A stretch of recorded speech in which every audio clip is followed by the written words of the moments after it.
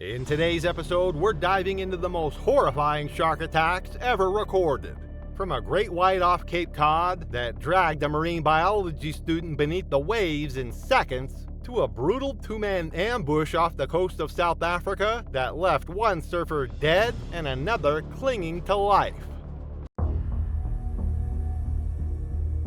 It was July 21st, 2018. And the waters around Catalina Island sparkled like liquid diamonds under the Southern California sun. 22 miles off the coast of Los Angeles, the island's protected coves and crystal clear waters had attracted boaters and swimmers for generations. The temperature was perfect, mid-70s with barely a breeze, creating ideal conditions for the bachelor party that had chartered a 30-foot sport fisher for the day. But beneath the postcard-perfect surface, the deep waters surrounding Catalina were home to some of the Pacific's most formidable predators. Tyler Greggs was 3 weeks away from marrying his college sweetheart when his 7 closest friends surprised him with the Catalina trip. The 29-year-old software engineer from San Diego was known for his adventurous spirit and love of the ocean. He'd grown up surfing and diving along the California coast, and his friends knew he'd appreciate the chance to swim in Catalina's famous clear waters more than any typical bachelor party destination. The waters around Catalina Island serve as a major migration route for great white sharks traveling between feeding areas off Central California and breeding grounds near Mexico. The island's steep underwater topography creates upswelling currents that attract massive schools of fish, which in turn draw marine mammals and their apex predators. Summer months see increased shark activity as juveniles and adults follow food sources through the channel. Great white sharks in California waters can reach extraordinary sizes, with some specimens exceeding 20 feet in length. These apex predators are perfectly adapted for their environment, with powerful tails that can propel them at speeds of up to 25 miles per hour, and the ability to breach completely out of the water when attacking prey.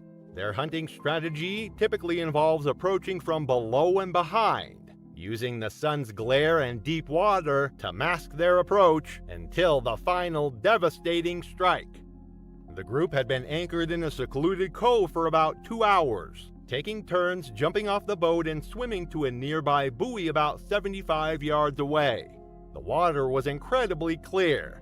Visibility extended down at least 50 feet, and the friends were having a blast with their impromptu swimming competition. Tyler had made the swim twice already, each time racing against one of his buddies while the others cheered from the boat. On his third attempt, Tyler dove cleanly off the stern and began swimming toward the buoy with strong, confident strokes.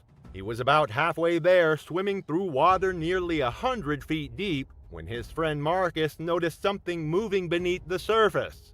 At first, it looked like a shadow or a piece of kelp drifting in the current. Then Marcus realized the shadow was moving upward fast. The great white shark struck Tyler from below and behind with incredible force. The massive predator, later estimated at over 14 feet in length, launched itself partially out of the water as its jaws clamped down around Tyler's torso.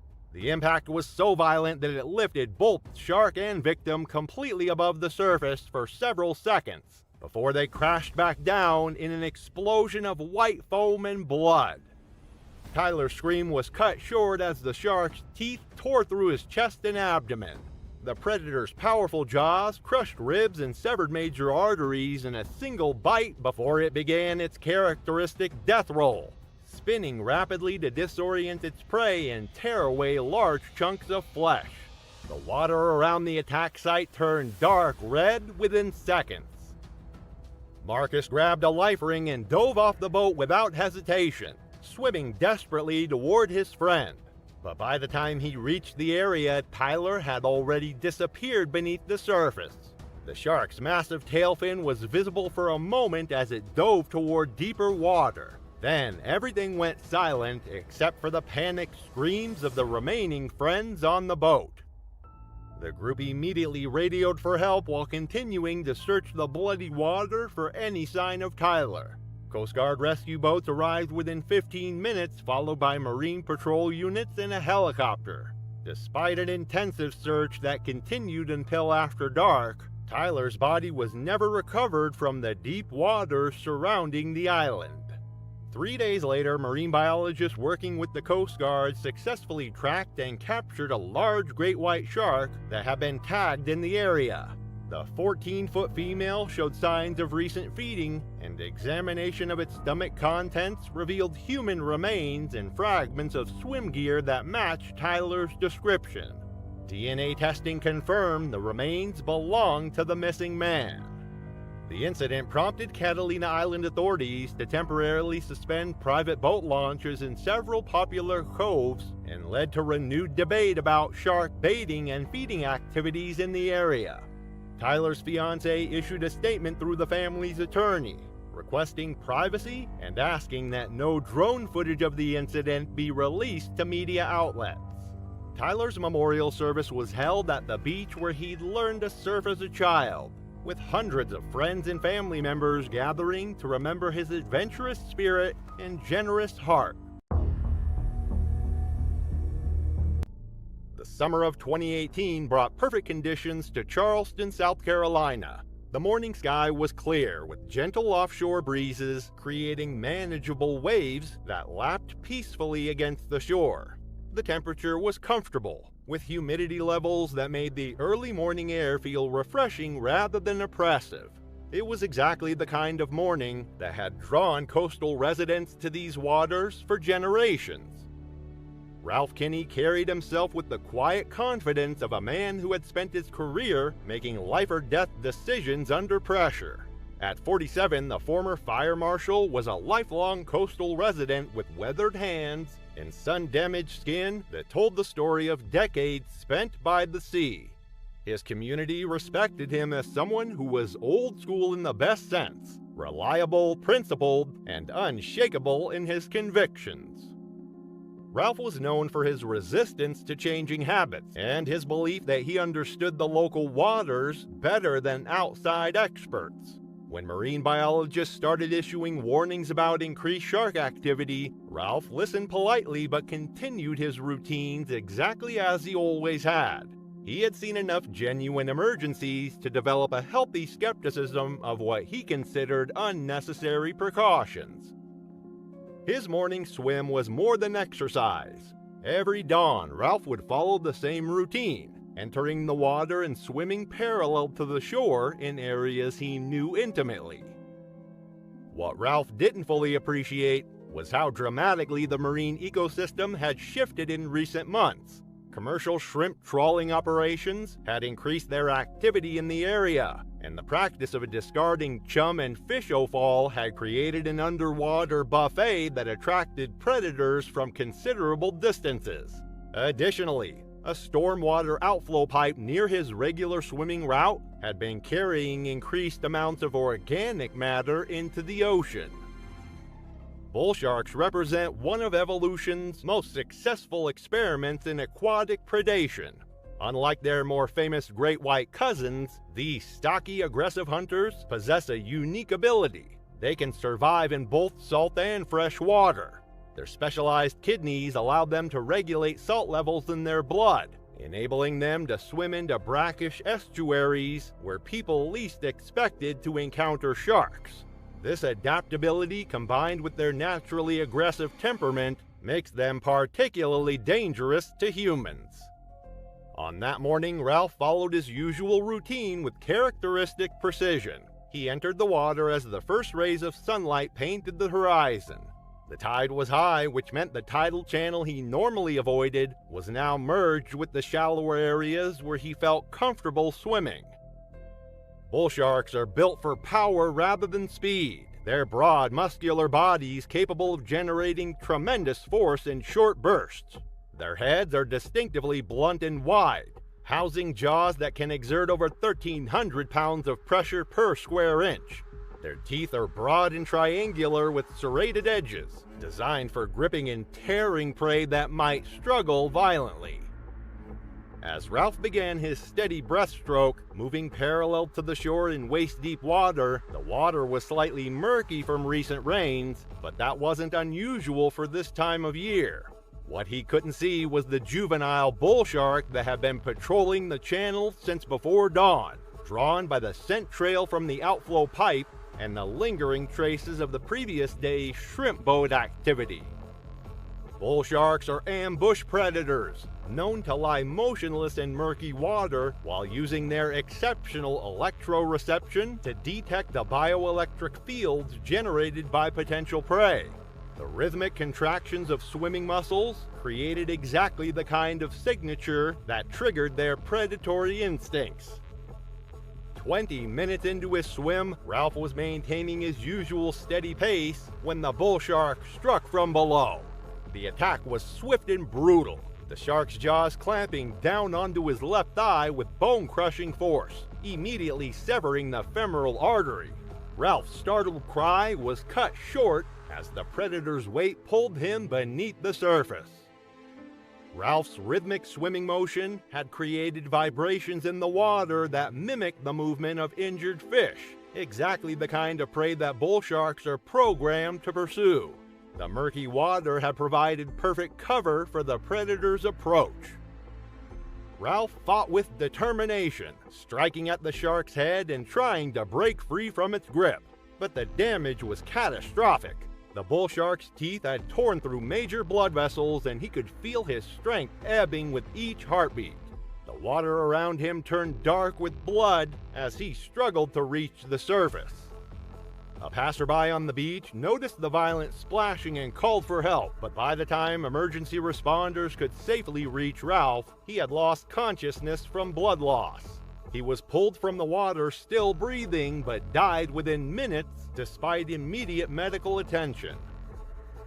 The investigation revealed that Ralph had been swimming directly through an area that marine biologists had identified as a high-risk zone for bull shark encounters.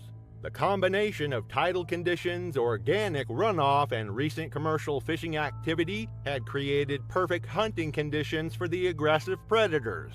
The warnings that Ralph had dismissed were based on solid scientific evidence of increased shark activity in this regular swimming area. August 19, 2018 was warm and windless along Australia's northern coast. The sun hung low over Byron Bay, casting long shadows across the empty shoreline where red warning flags flapped idly in the breeze. A lifeguard truck sat locked behind the gates of a closed beach access road, and beyond it, clear signage read, "Beach closed. Shark sightings reported. No swimming." The warning had been in place for days, issued after multiple drone patrols recorded a large great white patrolling just offshore. But late that afternoon, 5 teenagers ducked under the gate and made their way down the sand, laughing, filming, and ignoring everything they'd been told. 17-year-old Liam Norwick had planned the moment all week. He wasn't a thrill-seeker in the traditional sense. He didn't skydive or surf, but he lived for the kind of content that turned heads on social media. His friends called him the main character, partly in jest, partly because Liam leaned into it. At school, he was the one narrating lunchtime stories with perfect comedic timing. Online, he'd film fake stunts, reaction videos, and clips of himself getting chased by public security guards. He wanted attention, and that afternoon he had a plan to get footage of himself swimming past the closed zone buoys, throw in some muscle flexing and jokes, and maybe go viral for pushing the rules. The group set up their phones in the sand just beyond the flagged zone. Liam stripped off his shirt, grinned for the camera, and waded into the surf with exaggerated flexes and mock bravado. He shouted something about not being scared of fish before diving through a shallow wave and surfacing a few yards out. One phone zoomed in, another captured behind-the-scenes commentary. None of them noticed the ripple near the second buoy. A few moments later, the water behind Liam exploded in a violent splash. His scream was sharp and short-lived, loud enough to startle the group into silence. Then he vanished. What no one had seen just beneath the surface was the strike of a great white shark. These apex predators are ambush hunters capable of reaching over 15 feet in length and weighing upwards of 2,000 pounds. Their bite force exceeds 4,000 pounds per square inch, enough to sever limbs or split a seal in two. In murky coastal waters like those near Byron Bay, they hunt by silhouette, tracking prey from below and launching upward with devastating speed.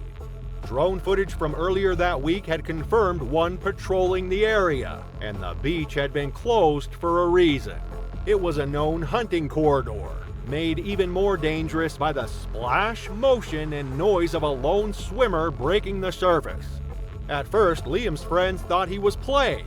The camera kept rolling, but when he didn't resurface, his closest friend sprinted into the water, yelling his name. What he found was a cloud of blood spreading in slow spirals and a strip of fabric, part of Liam's board shorts floating on the surface. Panic broke out. One boy ran toward the access road to get a signal and call for help. Another collapsed on the beach, screaming into his hands. Phones were dropped, voices cracked, and the laughter that had filled the air just minutes before was gone. Paramedics arrived 30 minutes later, but there was nothing left to do. The boys had pulled Liam back toward shore, but he had already lost too much blood. His leg had been severed at the hip. The great white had bitten once and vanished. Textbook behavior for a large shark mistaking prey. The medical report later confirmed what responders already knew. Liam had bled out within minutes of the attack. The location matched drone footage from earlier that week, confirming the presence of the same shark that had triggered the original beach closure. Despite the warnings, despite the signs, he jumped in anyway. Video from the day circulated briefly before being taken down. It wasn't graphic, it showed Liam flexing, swimming, laughing. But it captured the lead-up so clearly that investigators used it to piece together the timeline. Interviews with the group revealed the pattern. They knew the beach was closed, they thought the warning was overblown, and they never imagined something could go so wrong so quickly. The attack reignited national debate about digital culture, teenage risk-taking, and the growing trend of dangerous stunts staged for social media clout. A memorial was held at Liam's high school gymnasium the following Friday. Hundreds attended: students, teachers, local families. His parents didn't speak, but his younger brother read from a list of things Liam had planned to do: study abroad, start a clothing brand, get a tattoo their mom wouldn't approve of. Friends described him as funny, loyal, full of energy, and always looking for the next big moment. There was no villain to prosecute. The beach had been closed, the warnings were obvious, and the shark had acted as nature intended. What made it harder to accept was how avoidable it all was. Liam didn't die because of bad luck, he died because he made a reckless choice, ignoring every posted sign and every recent report for the sake of a stunt. It wasn't just a mistake, it was a chain of impulsive decisions that ended exactly the way experts warn they can. And now his story is told as a reminder of what happens when thrill wins out over sense. It was 1967 in Sydney, Australia. A group of friends set out for what was supposed to be a fun and relaxing day. There were 4 of them in total, 3 adults and 1 child packed into a car, cruising along the coastline, enjoying the scenic drive. The road took them through Dover Heights, an eastern suburb of Sydney known for its breathtaking cliffs that towered over the Pacific Ocean. But on this particular day, those views were obscured by thick autumn fog that rolled in from the sea, turning the drive into something far more dangerous. The mist hung heavy, shrouding the road ahead, making it difficult to see more than a few feet in front of the car. Still, they pressed on, unaware of the tragedy about to unfold. As they made their way along the winding cliffside roads, the child in the back seat began to fidget. He had dropped something onto the floor and couldn't reach it. Frustrated, he started to cry, his small voice cutting through the muffled quiet of the foggy morning. The driver, trying to soothe him, made a split-second mistake. He reached back to grab the item without stopping the car. His hands fumbled in the footwell, his attention diverted from the road just long enough for disaster to strike. By the time he realized he had veered too far to the left, it was already too late. The tires screeched as he slammed the brakes, but momentum carried the car forward. It crashed through the metal safety barrier, shattering it into pieces. The vehicle shot through the air, the passengers screaming as gravity took hold. The car didn't fall directly into the sea, not at first. Instead, it smashed into jagged rocks jutting out from the cliff face, coming to a sickening halt in a near vertical position. It dangled precariously, its front end tilting downward toward the waves far below. The violent impact threw the front passenger forward with incredible force, sending her hurtling straight through the windshield. She plummeted 100 feet, her body spinning through the air before slamming into the ocean. The moment she hit the water, she didn't move. The impact alone may have been enough to take her life, but even if she had survived the fall, she would never make it back to shore. Within moments, the ocean around her darkened as sleek, shadowy shapes rushed toward her. The splash had drawn them in, and the scent of fresh blood sealed her fate. A frenzy erupted in the water as 14 sharks swarmed her lifeless body, tearing into her with unrelenting savagery. From the precarious wreckage above, the driver watched in horror. The once serene water had turned into a bubbling, thrashing mass of fins, tails, and teeth. The ocean turned red as the woman's body disappeared beneath the chaos. His stomach clenched with fear as he turned his attention to the rest of the passengers. He tried to look over his shoulder, but his seatbelt held him firmly in place. He struggled against it, desperate to move, to check if the others were alive. The car groaned under its own weight, the metal frame creaking with every slight movement. It swayed on the rocks, clinging on by mere inches. The driver barely dared to breathe, afraid that even the smallest shift would send them all tumbling into the sea. When he finally managed to glance behind him, his heart sank. The child and the other passenger were completely still. He called out their names, his voice hoarse with desperation, but there was no response. He didn't know if they were unconscious or worse, but he knew one thing: if they didn't get out soon, none of them would make it out alive. People gathered at the cliff's edge, horrified at the sight of the teetering vehicle. Emergency services were on their way, but time was slipping away with each agonizing second. Inside the car, the driver was barely holding on. Blood seeped from the deep gash on his forehead, trickling down his face and into his eyes. His vision was blurry, his head throbbing with sharp, relentless pain. Every breath felt shallow, his pulse hammering in his ears like a war drum. His hands trembled as he tried to steady himself, but terror had its grip on him. The car groaned and creaked under its own weight, shifting slightly with every tiny movement. He barely dared to breathe, praying the rocks would hold. But after 30 agonizing minutes, the inevitable happened. The jagged rocks beneath the car finally crumbled. The car lurched violently, then plunged downward. The man barely had time to scream before he was weightless, tumbling through the air. The vehicle flipped as it fell, slamming against the rocky cliffside before smashing into the water below. The impact was bone-rattling. For a brief moment, the car floated, bobbing like a buoy, but the damage had already been done. Water rushed in from all sides. The man, still strapped into his seat, gasped as the icy current surged around his legs. He clawed at his seatbelt, frantically trying to unclip it, but it wouldn't budge. The cold stole his breath, and panic set in as the water level rose, creeping up his chest, then his neck.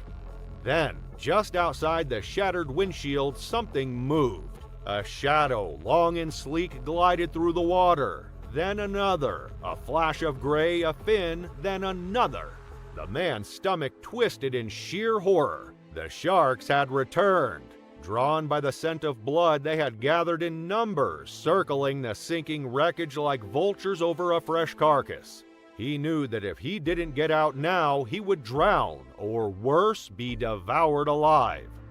The thrashing sounds behind him made his blood run cold. He turned just in time to see the sharks forcing their way into the broken back windows, their powerful bodies wedging through the wreckage. They were going for the unconscious passengers.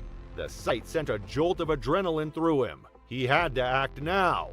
With one last desperate yank, he loosened the seatbelt and freed himself. The car was sinking fast, and soon there would be no escape. He pressed himself against the roof of the car, took one deep, desperate breath, and plunged underwater. Darkness surrounded him.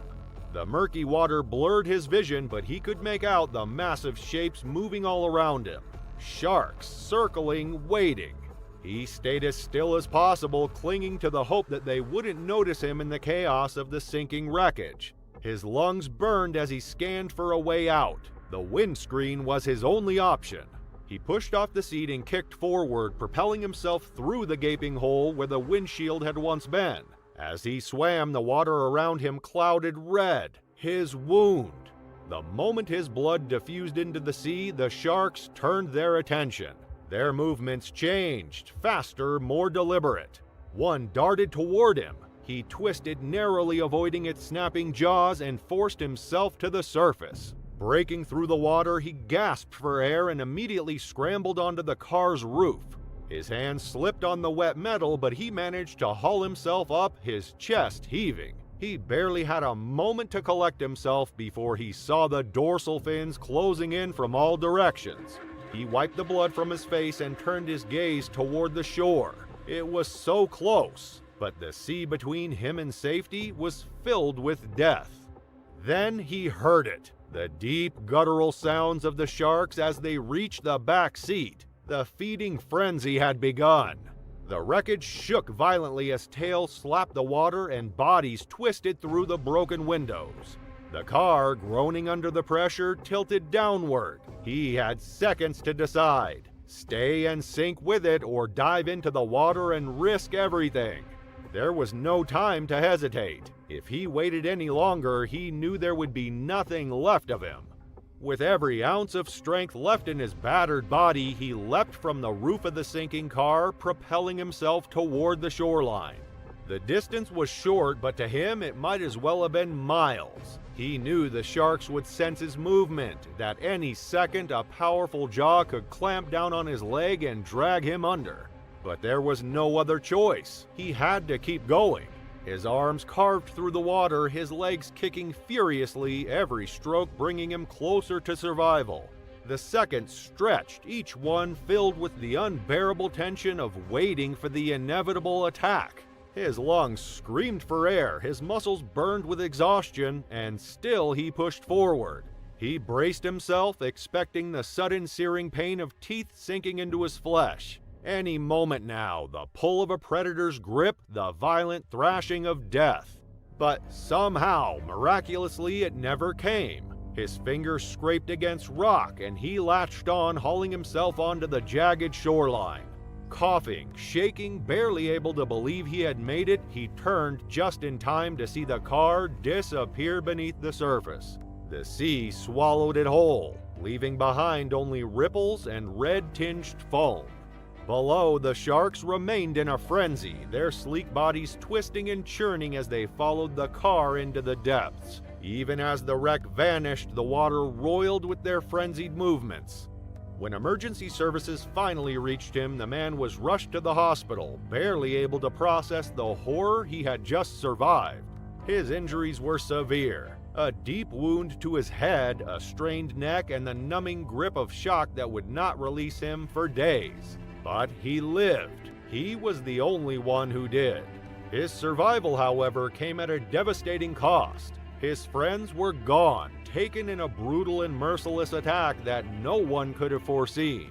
The horror of that day would haunt him forever, a nightmare that played on a loop in his mind. Over the years, Sydney Harbor had been the site of numerous shark attacks, its dark waters home to predators that ruled the depths. The exact species responsible for the attack was never confirmed, though experts suspected it was the work of bull sharks, one of the few species known to hunt in coordinated groups. It was a warm May morning in 2019 when Thomas Smiley, 65, walked down the beach toward the water at Kapali Beach Park on the western shore of Maui. For the past 14 years, this had been a place of retreat for Thomas and his wife Gail, a sanctuary where they would recharge and reflect. It had been a tradition for them, and now, in his early retirement, Thomas had planned to spend more time enjoying the things he loved: his family, his hobbies, and the serene shores of Hawaii. Thomas had retired just the year before from his successful career as an optometrist, having owned practices in Roseville and Sacramento. But retirement wasn't just about the rest, it was about living life to the fullest, spending more time with his family and pursuing his passions. He'd always been the adventurous type, an antique and muscle car enthusiast, a member of the Sports Car Club of America, and a vintage stock car racer. In fact, just 2 weeks away, he was due to race his prized 1965 Corvette in an advanced pro class on tracks across Northern California. But today, he was looking forward to his last swim before returning to California the following day. Thomas was highly accomplished, having earned an undergraduate degree in cell biology from UCLA and a doctorate in optometry from UC Berkeley. His intellectual pursuits had always been matched by his thirst for adventure. Whether it was racing cars, scuba diving, or swimming in the Pacific, Thomas embraced every opportunity with enthusiasm. This day, however, would take a tragic turn. It was 9 a.m. when he waded into the water alone. Gail, as always, was content to watch from the shore, where the sun warmed the sand and the waves whispered softly. She had no inkling that this would be the last time she would see Thomas alive. Kapali Beach was a picturesque stretch of coastline, with clear turquoise waters that shimmered under the morning sun. But beneath the surface, hidden from the sun's rays, a silent threat was approaching. A tiger shark, one of the largest and most aggressive species of sharks, its movements being tracked by the Department of Land and Natural Resources. Authorities were aware of the predator's presence, but there were no warning signs posted, and tourists continued to enter the water without hesitation. The shark, a 15-foot beast weighing over 1,000 pounds, had been swimming along the shore for hours undisturbed. Thomas, unaware of the danger beneath him, swam parallel to the shore about 60 yards out. He was an experienced swimmer accustomed to the ocean, a man who had spent decades in the water without incident. But as he moved through the calm waters, a shadow began to loom behind him. The tiger shark, drawn to the movement, circled slowly, its massive body cutting through the water with precision. Without warning, the shark lunged. Its massive teeth sank into Thomas's left leg, the sheer force of the bite dragging him beneath the surface. The pain was immediate, excruciating. Thomas knew exactly what was happening. The shark had attacked, but the fight for his life had only just begun. Gail, who had been enjoying the morning from the lanai, heard a commotion. She looked out across the ocean where she saw people pointing and gesturing. There was someone struggling in the water, thrashing around. Her heart skipped a beat. Was it Thomas? She watched for a moment, confused. It wasn't like him to struggle in the water. Thomas was a strong swimmer, confident in the ocean's embrace. But something wasn't right. The man in the water was flailing, his body convulsing in a way that didn't seem natural. Gail's worry deepened. On the shore, bystanders stared helplessly as Thomas fought to make it back to safety. The water around him turned red, clouded with blood as he struggled to stay afloat. He was losing strength, his movements slowing, the attack taking its toll. Witnesses on the beach could only watch in horror as Thomas, his leg mangled, attempted to swim toward the shore, but with every stroke it seemed like he was sinking further. The life-saving jet ski had been scrambled late, too late to intervene before the worst had already happened. By the time the police rescue unit arrived on the watercraft, Thomas was unresponsive, his body barely moving. The shark had retreated, disappearing beneath the surface. The rescuers worked quickly, pulling him onto the jet ski, his body limp and bloodied, a pool of dark water trailing behind them as they sped back toward the shore. Gail stood frozen on the beach, her gaze fixed on the water. The moment the rescuers reached the shore and pulled Thomas's lifeless body from the jet ski, her heart stopped. She knew, without seeing his face, that it was him. It was Thomas. His swimsuit, his build, everything confirmed her worst fear. She ran to him, crying out as she dropped to his side. He was pale, unresponsive. The love of her life, the man she had been inseparable from for over 40 years, was gone. Despite attempts at CPR, it was too late. Thomas's injuries were catastrophic. His left leg severed below the knee, his wrist shredded from fighting off the shark. He had bled out, losing too much blood to survive. The attack came without warning, no signs, no barricades. Thomas, a man who had faced life's challenges with vigor, was caught off guard in the wrong place at the wrong time. His death sent shockwaves through his family. A man who lived for adventure and loved his family deeply, Thomas left behind 3 children and 6 grandchildren, who now mourned his loss. Gail, his wife of 42 years, was left to navigate life without him. Though she didn't blame officials, Gail knew that had they been informed of the shark's presence, Thomas would have stayed on shore. Hawaii averages about 20 shark attacks a year, but Thomas's was the first fatal one since 2015 and the 6th of the year. Some linked the rise in attacks to climate change, but for Gail, none of that mattered. Her world had changed in an instant, and now she would have to move forward without him. It was November 3rd, 2013, and the waters around Garden Key and the Dry Tortugas stretched endlessly under a cloudless Florida sky, 75 miles of Key West. This remote cluster of coral islands sits in some of the deepest, clearest waters in the Gulf of Mexico. The area is renowned among freedivers for its incredible visibility and diverse marine life, but it's also home to pelagic predators that rarely venture into shallower coastal waters.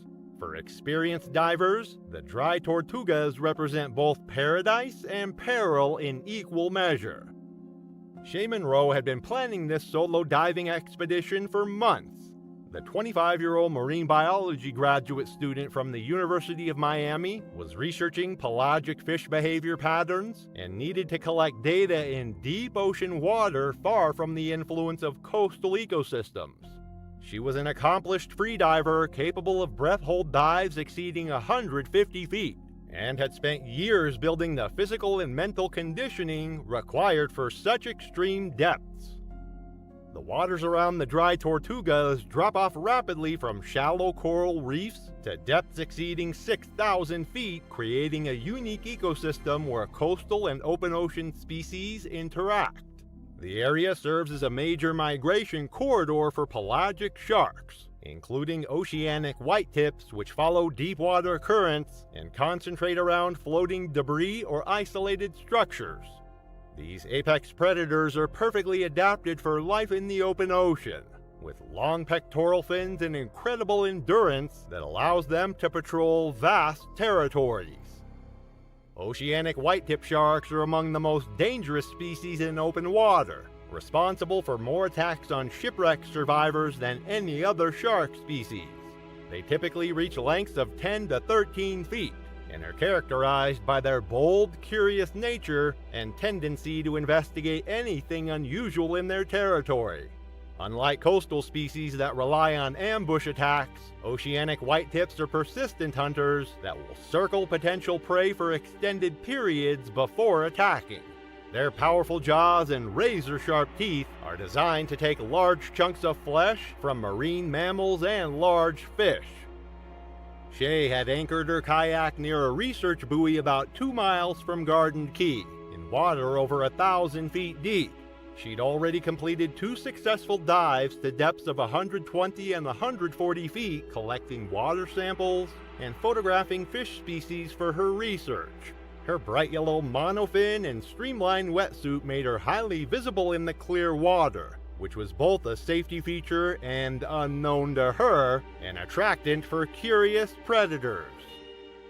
On her third dive, Shay descended past her usual limits, reaching depths approaching 160 feet as she followed a school of yellowfin tuna toward a thermocene layer. Her dive computer showed she'd been underwater for nearly 3 minutes when she reached maximum depth, well beyond recreational diving limits but within her trained capabilities.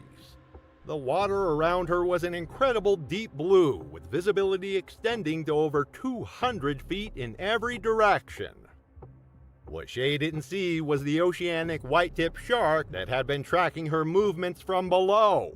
The 12-foot predator had been drawn by the unusual sight of a lone human in deep water, circling at a distance while assessing this potential prey. As Shay began her ascent, kicking powerfully with her monofin, the shark moved closer, its curiosity turning to predatory interest.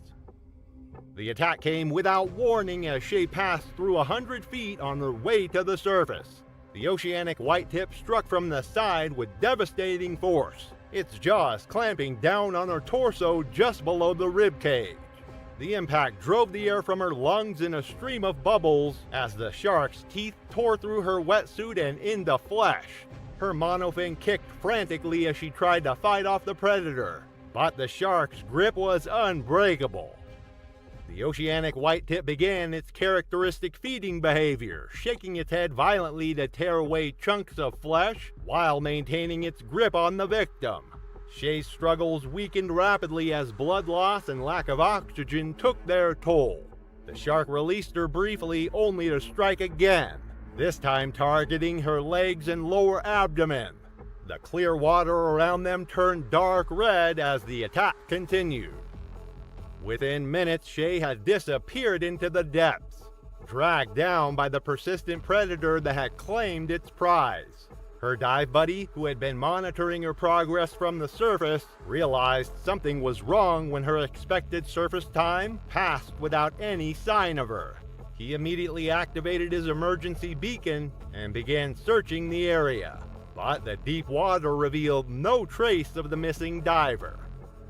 Coast Guard rescue units arrived within 2 hours, launching an extensive search operation that included underwater cameras and sonar equipment. Shay's bright yellow monofin was discovered floating on the surface several hours later, its edges shredded and torn. Blood traces in the water and damage patterns on the fin confirmed that a large shark had been involved in her disappearance. A research buoy located less than 200 yards from the dive site had recorded unusual movement patterns from a tagged oceanic white-tip shark during the exact time frame of Shay's dive. The data showed the shark had made rapid vertical movements consistent with an attack and feeding behavior, providing scientific evidence of what had occurred in the deep water. After 2 weeks of intensive searching, authorities officially declared Shay's disappearance a presumed fatal shark attack.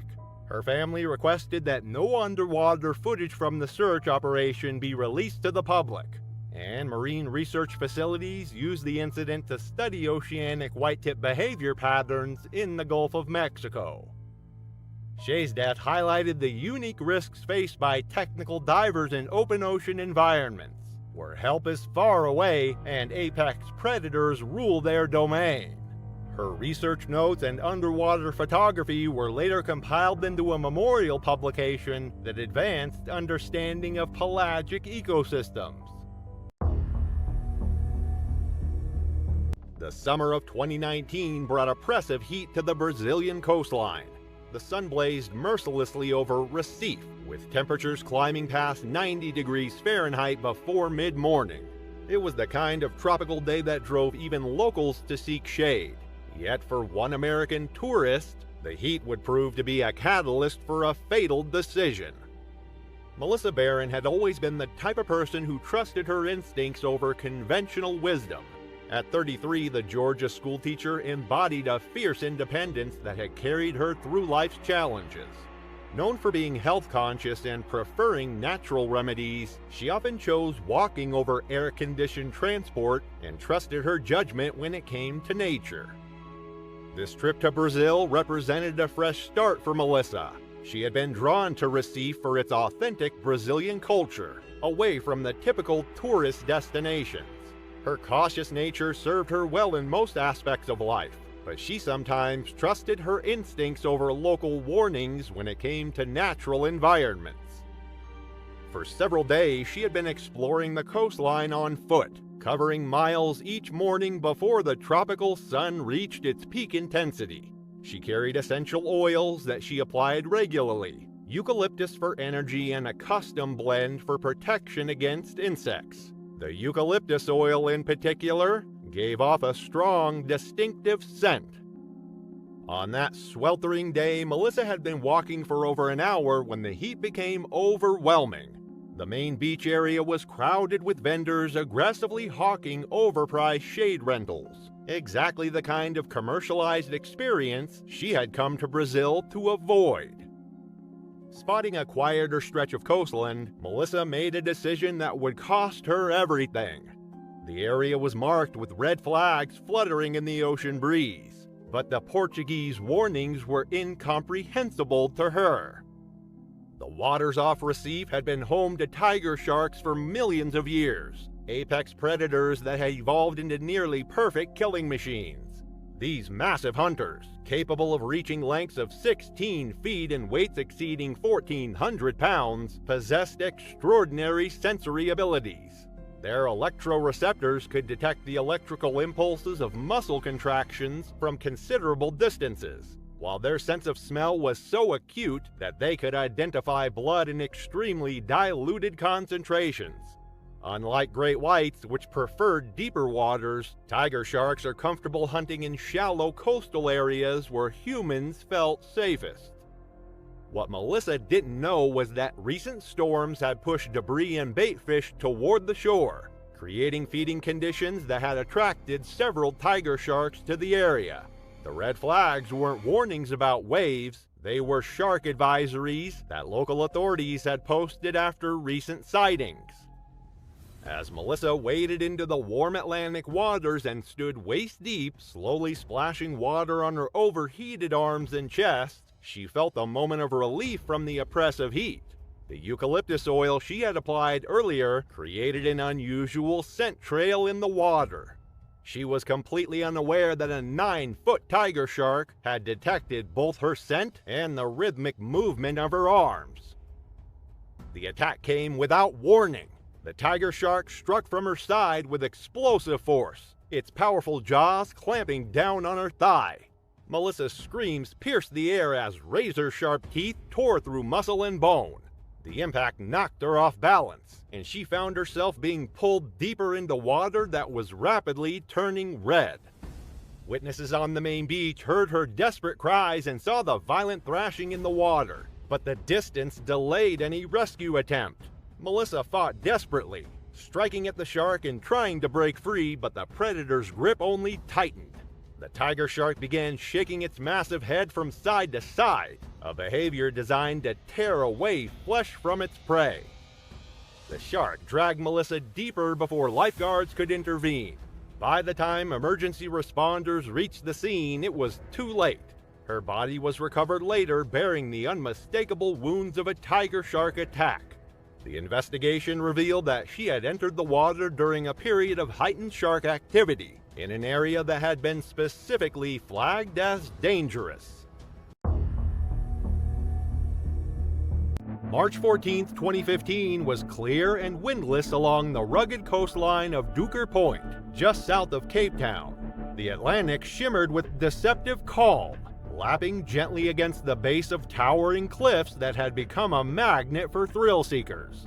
The waves slapped rhythmically against the rocks, birds wheeled overhead, and on top of the cliff, a group of university students stood barefoot in the sun, daring each other toward the edge. They weren't tourists, they were locals. They knew the coast, knew the rumors, and knew that below them the water churned with currents colder and deeper than it looked. But that afternoon, they didn't care. The plan was simple: cliff diving. No wetsuits, no gear, just a quick plunge into the open ocean and a scramble back onto the rocks. Among them was 22-year-old Jordan Macefield, tall, athletic, and the kind of extrovert people naturally followed. Jordan had always leaned into risk. He was the one who suggested Duker Point in the first place. The area had a reputation known for its dramatic rock faces and deep entry points. It offered one of the few spots where you could jump from over 30 feet into the ocean without hitting reef or sand. But it also carried another much darker reputation. The nearby rocks were home to a seal colony, dozens of slick barking bodies that sunbathed on the shoreline and slipped like shadows into the water. And where there are seals in the Cape, there are great white sharks. The group knew this. Signs had been posted a year earlier after multiple shark sightings, warning against swimming or diving in the area. Local rangers had updated the advisory list just 2 days before, noting increased predatory activity in the shallows. But by the time Jordan and his friends arrived that morning, the surf was low, the cliffs were dry, and the temptation was stronger than the caution. One by one, the group began to jump. Jordan was last. He raised his arms, shouted something no one quite heard, and hurled himself off the ledge. He hit the water cleanly and surfaced a moment later, grinning and throwing his fist in the air. The others cheered from above. But then, without warning, something massive surged from below. There was no splash, no warning fin, just a violent jolt that pulled Jordan backward under the surface as if a rope had been yanked from the deep. A few seconds passed, then the water near the jump site turned red. Great white sharks are deeply woven into the marine ecosystem of South Africa's Western Cape. Duker Point, just south of Cape Town, lies along the edge of what's known as the Shark Alley Corridor, where cold Benguela currents meet rich breeding grounds for seals, tuna, and other prey. Here, great whites don't migrate through, they stay. Scientists have tracked the same individuals returning year after year, using coastal shelves and sea colonies as ambush points. Their hunting relies on stealth. They strike upward, fast and silent, using the contrast of sunlight on the surface to target silhouettes. In areas like this, where rocky outcrops host hundreds of seals, and human activity overlaps with feeding zones, a splash in the wrong place can look exactly like a kill trigger. Jordan had leapt into the center of their territory. At first, the group thought it was a prank. Jordan was known for stunts, and the sudden disappearance looked staged. But when he didn't resurface and when a second cloud of blood appeared, darker and wider than the first, the mood shifted. Screaming erupted. One of the students tried to climb down the cliff toward the shoreline while another ran for cell reception. A third called emergency services as the rest stared helplessly at the calm surface where their friend had vanished just seconds earlier. Rescue teams arrived within the hour. The National Sea Rescue Institute launched a search using boats, divers, and a helicopter equipped with thermal imaging. They scanned the coastline for hours. No body was ever found. A single torn swim fin was recovered near the edge of the seal rocks. But beyond that, there was nothing. Officials confirmed that shark activity had been recorded in the area days earlier and reiterated that Duker Point had never been a sanctioned diving location. A temporary restriction was issued, and signs were reposted with more prominent warnings. Jordan's University held a memorial later that week. Flowers, stories, and a worn photo of him mid-jump on a hiking trip, suspended in the air with his arms wide open. Friends remembered him as fearless, impulsive, and always chasing the next thrill. But even those closest to him admitted he pushed too far. He saw the warnings and jumped anyway. February 4th, 2023 was a scorching summer day in North Fremantle, Australia. Like many other teenagers seeking relief from the relentless heat, 16-year-old Stella Berry and her friends decided to cool off at the Swan River, a popular but seemingly safe alternative to the crowded beaches along the western coast. The river, winding through Perth before spilling into the Indian Ocean, was a familiar hangout spot. a place where they could swim, sunbathe, and enjoy the carefree days of youth. That afternoon, the group arrived at their usual spot along the riverbank, where the water was calm and inviting. They splashed around for a while, floating in the cool water and laughing under the sun. The river, sheltered from ocean waves and teeming with life, felt like the perfect escape. Stella and her friends were enjoying what seemed to be an idyllic summer day, unaware that danger was lurking beneath the surface. At around 3:30 p.m., as the group lounged by the water's edge, something caught Stella's eye, a flash of gray cutting through the river. She sat up, watching as a pod of dolphins appeared, their sleek bodies surfacing as they moved in unison toward the ocean. The sight was mesmerizing. Dolphins were a common but always thrilling presence in the Swan River, and their sudden appearance sent a wave of excitement through the group. Without hesitation, Stella made a decision that would change everything. She jumped into the water. Wanting to get closer to the dolphins, she waded in, paddling toward the pod with a mix of awe and exhilaration. But what she didn't realize was that she wasn't alone in the water. The dolphins had company, a bull shark. Unlike great white sharks, which typically patrol deeper ocean waters, bull sharks have a unique ability that makes them even more dangerous. They can survive in both saltwater and fresh water. Utilizing special glands and kidney adaptations, they can regulate salt levels in their bodies, allowing them to swim far up rivers and estuaries where most other sharks wouldn't survive. This makes them one of the few shark species that can come into direct contact with humans in environments that seem completely safe. And on that day, one had been following the dolphins. As Stella swam out, the bull shark lurked beneath the murky water, its instincts honed by millions of years of evolution. It had been hunting in the river, likely drawn in by the scent of fish or even the dolphins themselves. But in that moment, as it sensed the movement above, its focus shifted. Stella had no idea the terror lurking beneath her. The water was clear near the surface, but the depths concealed a predator that was about to strike. And just as she reached the dolphins, everything changed in an instant. The bull shark surged forward. Stella barely had time to react before an excruciating pain tore through her leg. A force unlike anything she'd ever felt yanked her downward, sending shockwaves of agony through her body. Instinctively, she thrashed, kicking and clawing at whatever had clamped onto her. But her frantic movements only seemed to fuel the predator's aggression. As the water around her turned red, the truth became horrifyingly clear. She was in the jaws of a bull shark.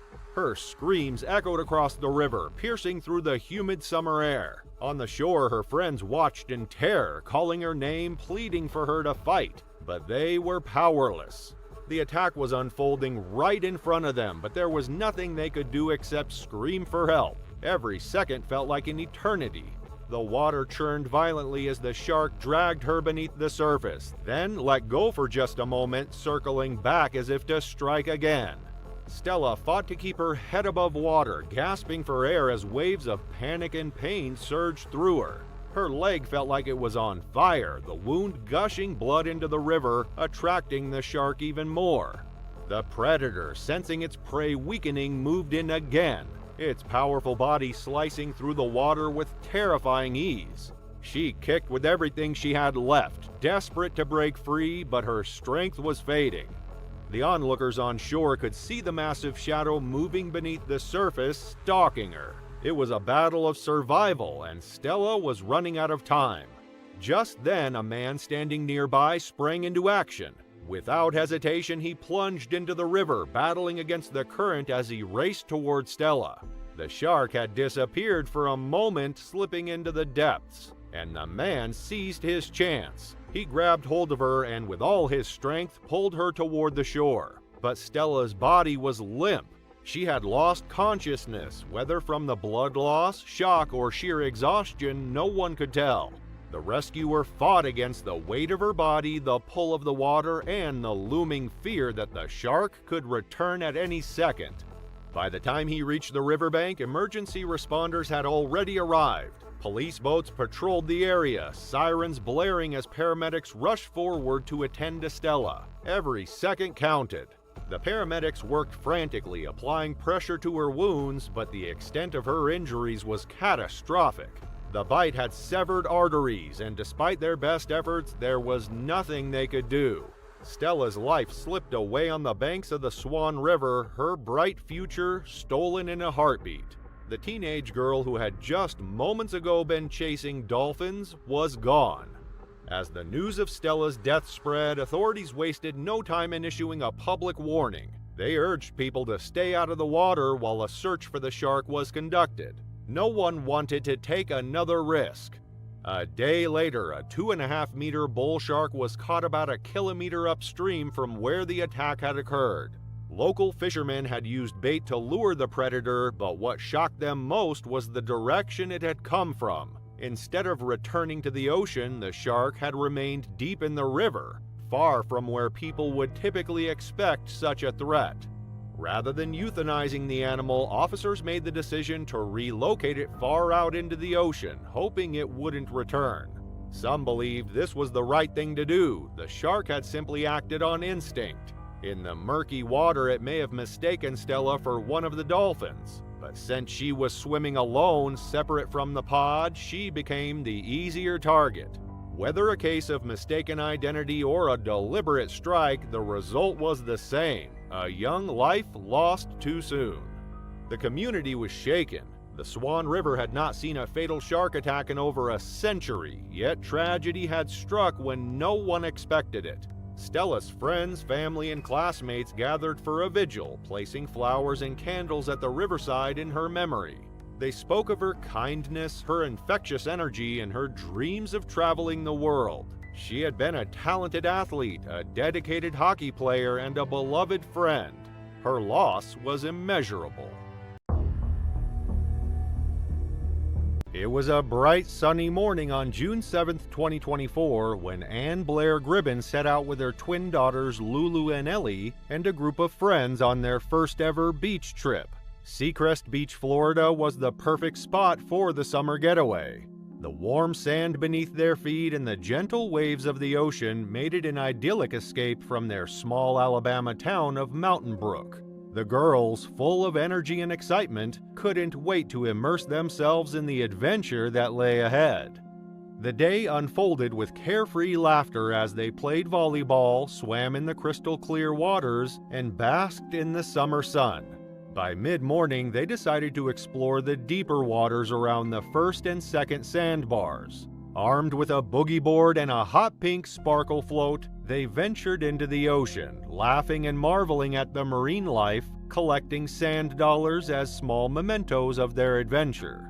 But as the girls reached the second sandbar, a subtle shift in the water caught their attention. The waves had grown a bit stronger, and the once clear water began to take on a murky hue. It was enough to make the group uneasy, but they shrugged off their worries.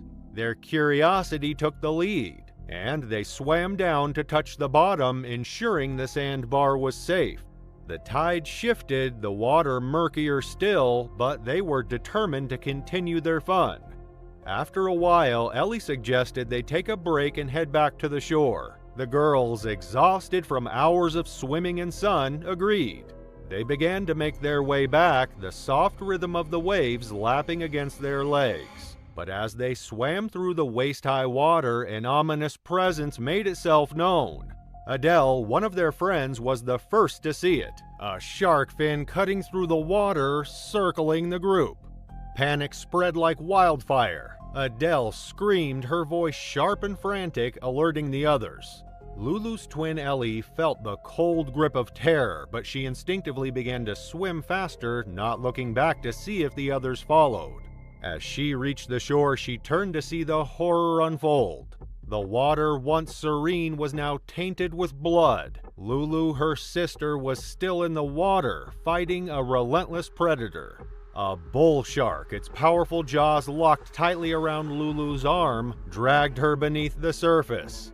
The 15-year-old thrashed desperately, trying to escape, but the shark was unyielding. It clamped down on her left hand, tearing it away before moving to her right leg. Blood stained the water dark and shocking as Lulu struggled to keep her head above water, gasping for air, each breath feeling more like a battle than the one before. Ellie screamed, her voice hoarse with panic. "That's my sister," she cried, her voice trembling as she watched her twin be dragged under.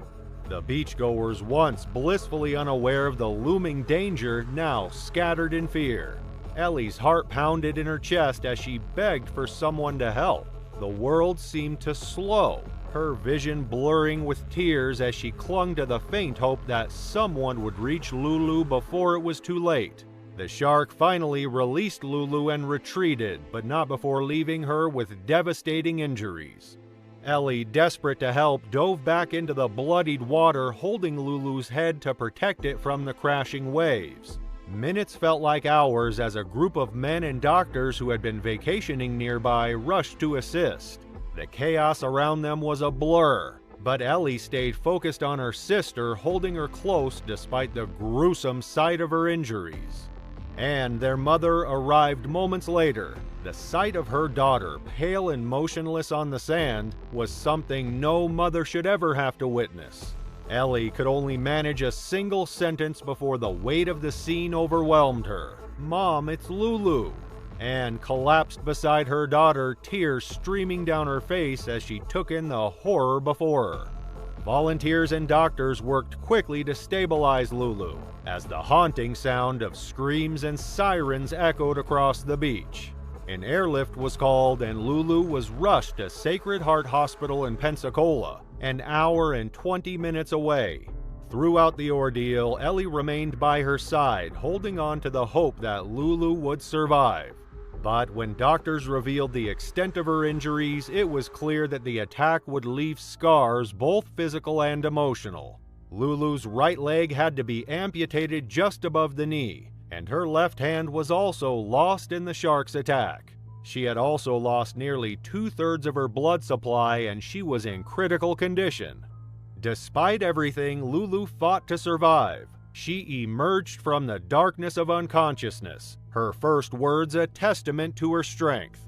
"I made it." Even as her body was scarred, she maintained her determination. Lulu, who had always dreamed of becoming a doctor, insisted on watching the removal of her central line, her spirit unwavering in the face of the unimaginable. In the days that followed, Lulu underwent several surgeries, each one a step toward recovery. She endured the pain with the same quiet strength that had defined her life up until that point, making jokes and smiling even as her body healed. The beach where the attack had taken place stood eerily silent, a stark reminder of the predator that lurked just beneath the surface. Ellie and her friend Layla returned to the shore one night, finding the beach deserted, as if nature itself was reflecting the somber mood that had gripped them all. Though shark attacks are rare, reports of bull sharks in the area had surfaced in the weeks leading up to the incident. The Bay County Sheriff speculated that the presence of bait fish near the shore might have drawn the shark closer to the sandbar. While many shark bites on humans are believed to be cases of mistaken identity or curiosity, the attack on Lulu served as a chilling reminder of the unpredictability of nature's most dangerous predator. It was June 10th, 2016, and Gulf Shores, Alabama was experiencing one of those perfect summer days that draws families from across the Southeast.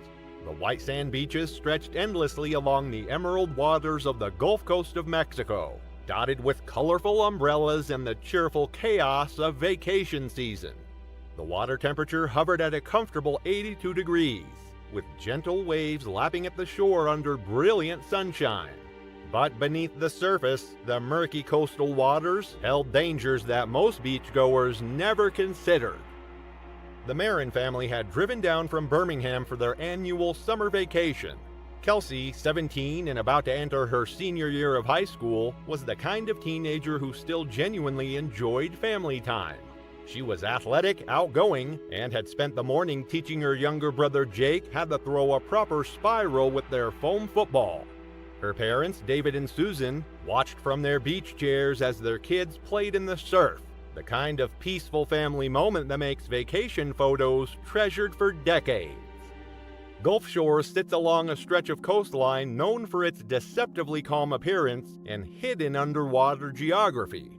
The area features numerous sandbars, drop-offs, and tidal channels that create perfect hunting grounds for various shark species.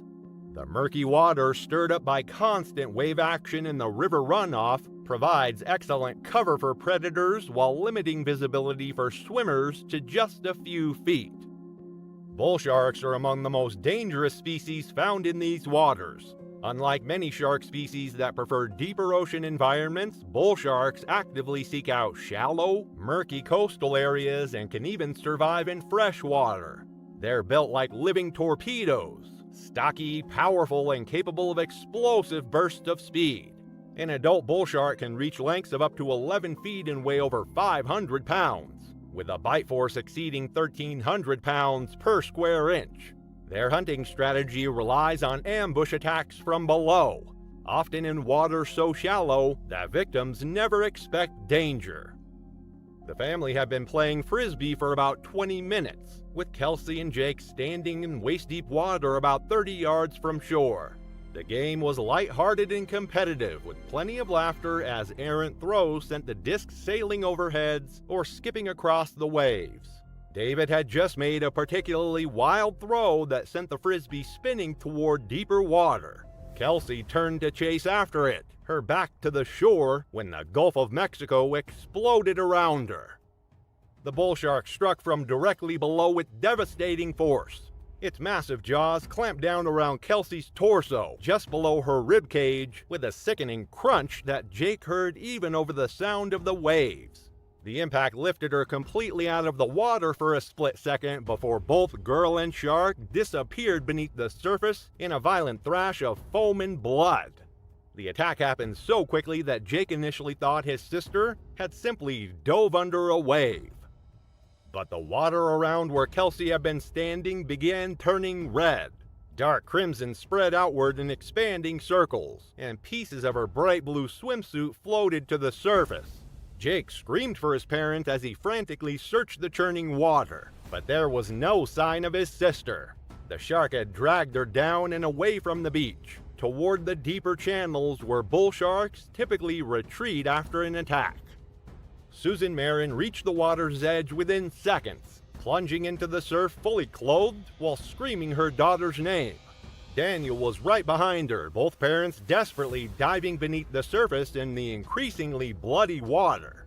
Other beachgoers formed a human chain, searching frantically, but the murky conditions made it impossible to see more than a few inches below the surface. Lifeguards arrived within minutes, followed quickly by Coast Guard rescue boats and Marine Patrol units. They established a wide search perimeter and deployed underwater cameras. But the strong currents and poor visibility hampered their efforts. After 6 hours of intensive searching, only Kelsey's prescription sunglasses and fragments of her swimsuit had been recovered, scattered across a quarter-mile stretch of coastline. 2 days later, local commercial fishermen working about 3 miles offshore caught a massive bull shark in their nets. The 14-foot female weighed nearly 600 pounds and showed signs of recent feeding. When marine biologists examined the shark's stomach contents, they discovered human tissue, bone fragments, and pieces of fabric that matched Kelsey's swimsuit. DNA testing confirmed the remains belonged to the missing teenager. Following standard protocol for sharks involved in fatal attacks, the animal was euthanized and its remains turned over to marine research facilities. The incident prompted Gulf Shores authorities to increase shark awareness signage along popular beaches and implement new water safety protocols during peak summer months. The Marin family held a private memorial service the following week, requesting that media respect their privacy during their grief. March 2018 brought picture-perfect conditions to Perito Key, Florida. The Gulf of Mexico stretched endlessly under a brilliant blue sky, with gentle waves lapping against pristine white sand beaches. The temperature was comfortable, with a light breeze carrying the scent of salt air. It was exactly the kind of morning that vacation brochures promised. The perfect backdrop for family memories that should have lasted a lifetime. Dina Marwick was a pediatric nurse from Arkansas, known for being practical, deeply nurturing, and attentive to details, especially when it came to her family's safety. At 37, she had planned this beach trip meticulously, choosing Perdido Key specifically because it wasn't a crowded tourist destination. They were staying at a small family-run resort just a short walk from the shoreline, and the vacation had been planned for months. Dina wasn't a risk-taker by nature, but she also wasn't familiar with how runoff and sandbar terrain could affect marine life activity. Her background included some knowledge of marine ecosystems, which made her generally confident about ocean safety, though she lacked specific knowledge about Gulf Coast predator behavior. The family had arrived several days earlier to perfect weather and calm seas. They spent their time building sandcastles, collecting shells, and watching dolphins play in the distance. The children, ages 7 and 10, were having the time of their lives, and the vacation was proceeding exactly as Dina had hoped. What Dina couldn't have anticipated was how recent weather patterns had affected the local marine ecosystem. 2 days prior, a storm had swept through the area, flushing organic debris and fish remains into the water via a nearby inlet. The hotel staff had posted a general advisory against swimming near the mouth of the estuary, but it wasn't specific or prominently displayed. The Gulf of Mexico's warm brackish waters provide ideal habitat for bull sharks, particularly in areas where freshwater rivers and streams emptied into the sea. These apex predators have evolved to exploit the rich feeding opportunities found in estuarine environments, where confused and disoriented fish made easy prey. Bull sharks are among the few shark species capable of surviving in both fresh and salt water, allowing them to venture into areas where other marine predators couldn't survive. On that morning, the family chose to wait out near a quiet section of the beach, only about 200 meters from where the advisory applied. The water was clear and the gentle waves were perfect for the children to play safely. Dina felt completely at ease as she watched her daughter build the sandcastle waist deep in the water. Bull sharks possess sensory capabilities that make them extraordinarily effective hunters in coastal waters. Their lateral line system could detect minute pressure changes in the water, while their electroreceptors can sense the bioelectrical fields generated by living organisms. Most importantly, their sense of smell can detect blood in extremely low concentrations. While watching her daughter, Dina took a few steps farther out to retrieve a drifting toy. She didn't realize she had crossed into an area where the water was murky and stirred, prime conditions for hunting bull sharks. She also had a barely healed blister on her heel that had opened earlier that morning, creating a faint blood trail in the water. Bull sharks are particularly dangerous in Gulf Coast waters because they combine apex predator instincts with an unusually aggressive temperament.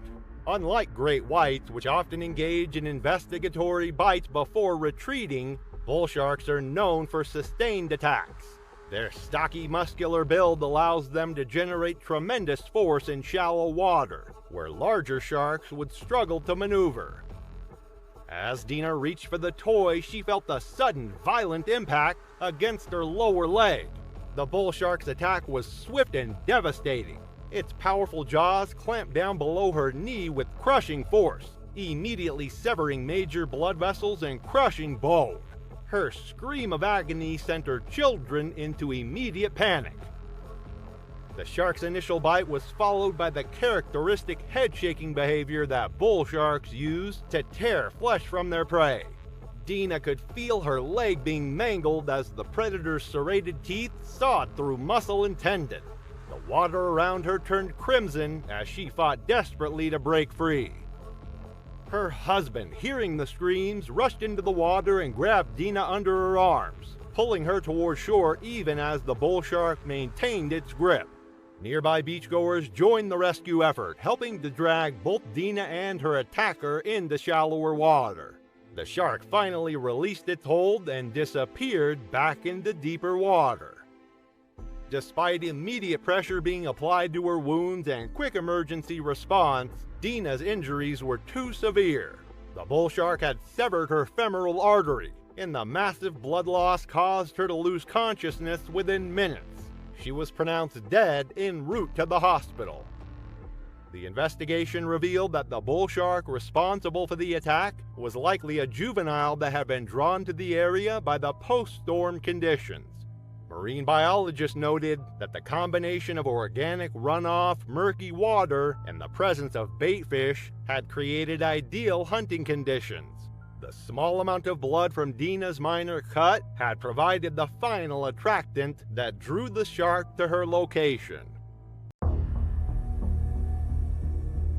June 15, 2013 was the kind of Florida evening that felt like it could last forever.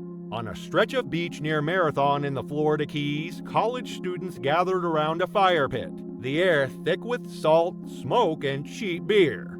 Music played from a Bluetooth speaker half buried in the sand. Laughter came easy. The stars were bright, it was a summer break. And for Amber Keplar, 21, this was exactly the kind of night she lived for. But some waters, no matter how calm they seem, are never safe to step into, especially when the sun goes down. Amber had driven down from Tallahassee with 3 friends to celebrate the end of finals. She was loud in the best way, with sun-bleached hair, chipped nail polish, and a tendency to burst into song when no one expected it. A journalism major with a part-time waitressing job, she wasn't the type to play it safe. She was the type who jumped in without checking the water. Just before midnight, with most of the group winding down or passed out in camp chairs, Amber and her closest friend Lizzie, still buzzed from drinks and glowing with that carefree recklessness unique to 20-somethings on vacation, decided to skinny dip. It wasn't a dare, it wasn't planned. They just looked at each other, grinned, and ran for the surf, peeling off clothes and tossing them behind as they laughed their way down the sand. Locals had long avoided that particular inlet after dark, not because of tides or currents, but because the nearby dockside fish cleaning stations leaked into the shallows, drawing predators close. But sharks especially were known to patrol the warm coastal waters at night, hunting in silence just beyond the moonlit foam. Bull sharks are among the few large shark species that actively hunt in shallow coastal waters, and at night they become even more dangerous.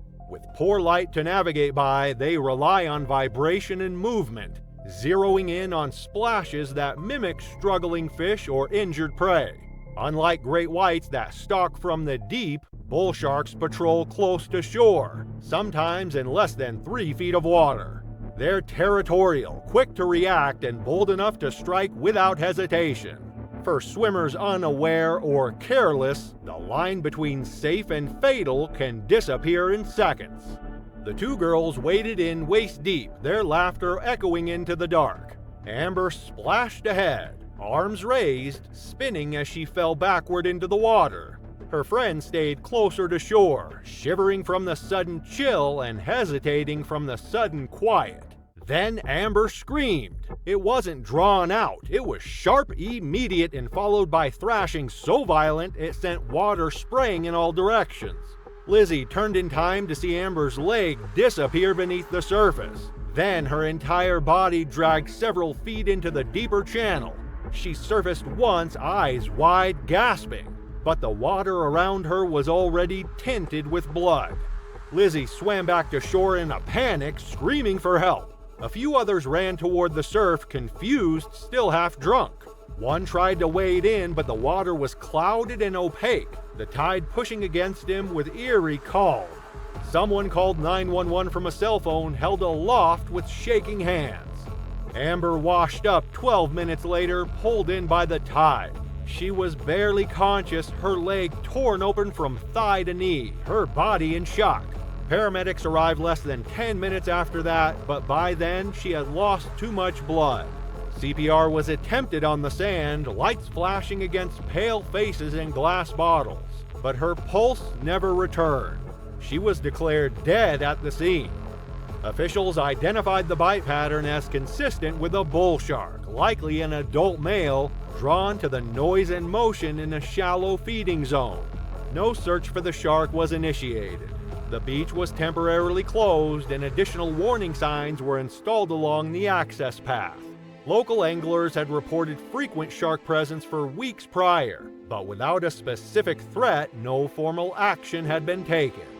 Amber's friends packed up the next morning and drove home in silence. Her family held a small memorial at a marina near their home in Clearwater, where she'd grown up learning to swim, dive, and push boundaries just enough to keep life interesting.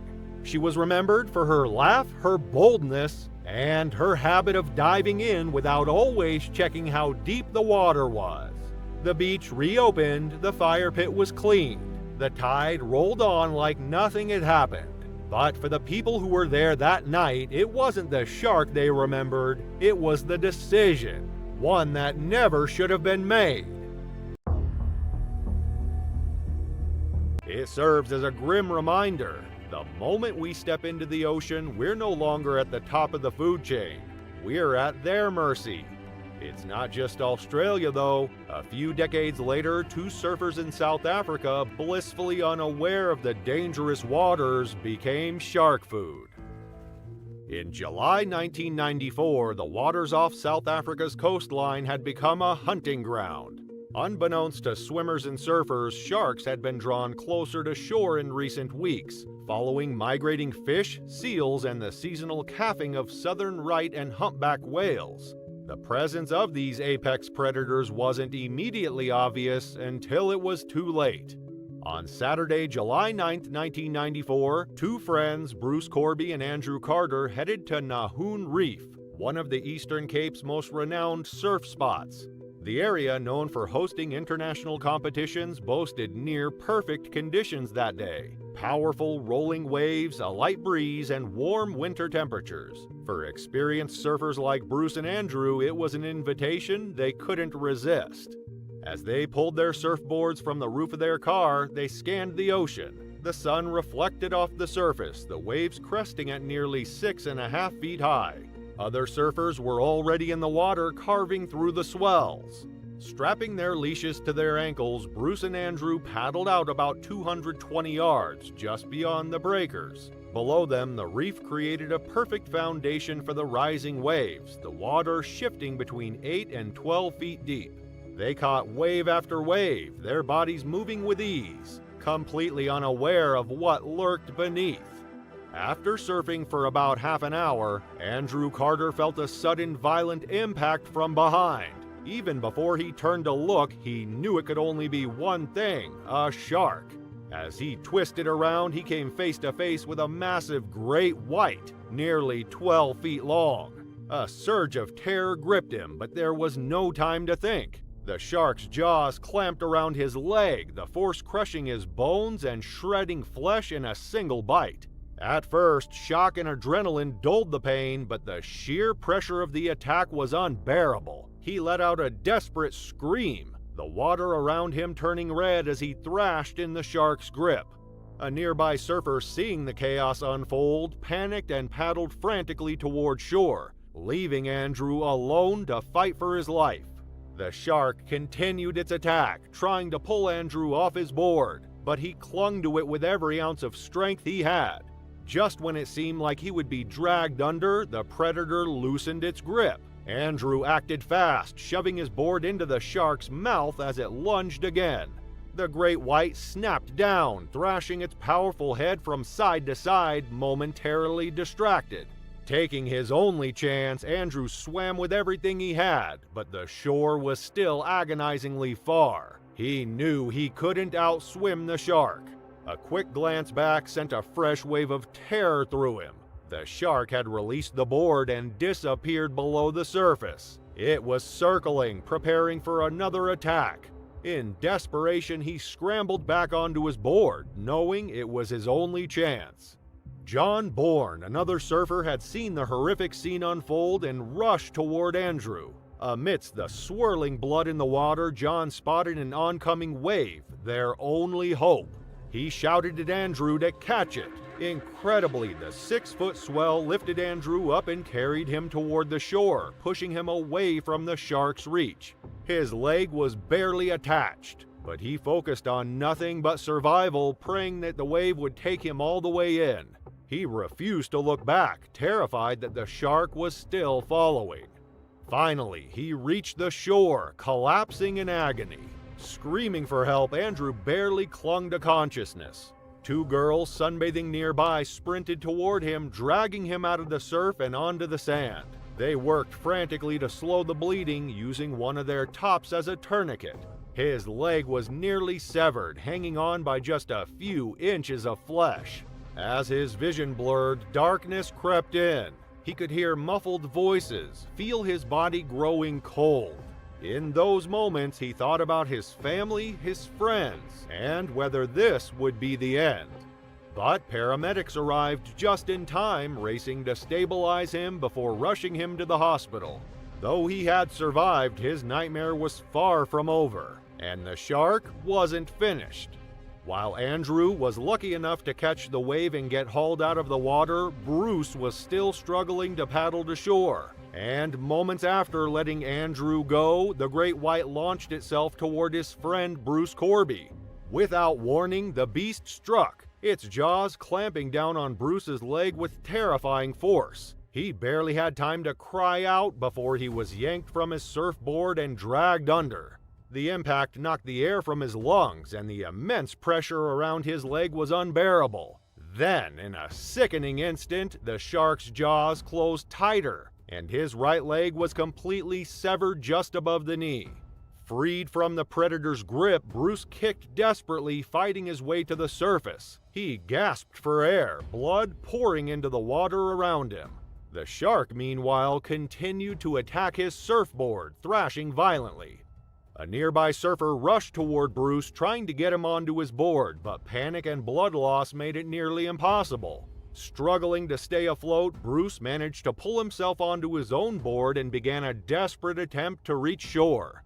A lucky wave finally helped carry him toward the jagged rocks. As he neared the shoreline, he shouted in agony, his voice barely audible above the crashing surf. "My leg is gone! I've just lost my leg!" Surfers on the beach ran to his aid, pulling him out of the water and onto the rocks, using another surfboard as a makeshift stretcher. He had been conscious up until then, but the massive blood loss was quickly taking its toll. Just minutes after reaching the car park, Bruce lost consciousness. Paramedics were already on the scene for Andrew, and they fought to revive Bruce, stabilizing him long enough to rush him to the hospital. But tragically, he never regained consciousness. Bruce Corby was pronounced dead the next day at just 22 years old. Andrew was taken to the hospital where he stayed for 2 long, agonizing months. Although they didn't have to amputate his legs, the doctors told him he might never walk again. But after months of recovery, against all odds, he defied their expectations. He learned to walk. In the aftermath of the attack, once fully healed, Andrew left South Africa, moving to the UK for more therapy and respite.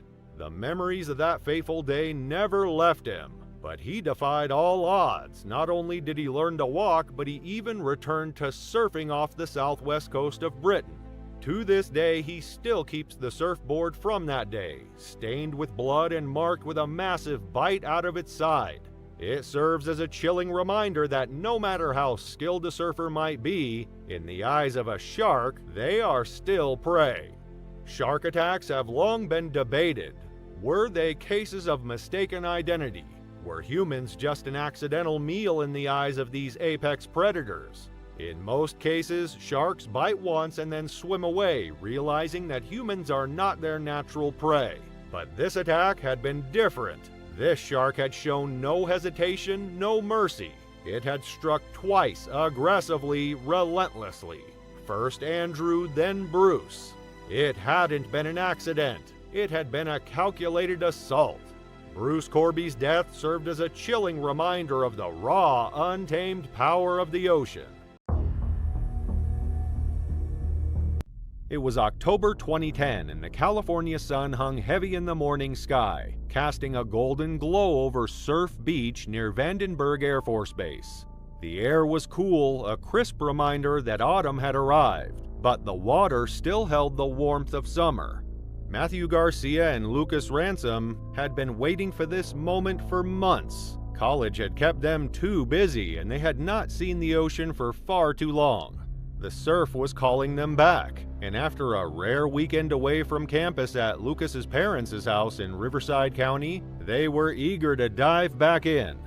The trip had started with Lucas's enthusiasm, eager to escape the confines of home as soon as he arrived. His mother Candace had tried to persuade him and Matt to linger, suggesting they spend more time at home before heading to the beach. But Lucas, a seasoned swimmer and licensed lifeguard, was confident and dismissive of her concerns. He had grown up in the surf, as comfortable in the water as he was on land. Candace wasn't worried about the sea itself, it was something deeper, a nagging intuition she couldn't shake, though she couldn't put her finger on why. By the time they reached Surf Beach, the morning had unfolded into a picture-perfect scene. The sun glinted off the water, casting brilliant reflections as surfers filled the waves. The boys joined them, eager to catch up on the waves they'd missed during the past few months. For hours, everything seemed to fall into place. The surf was steady, the water clear, and the sun bright.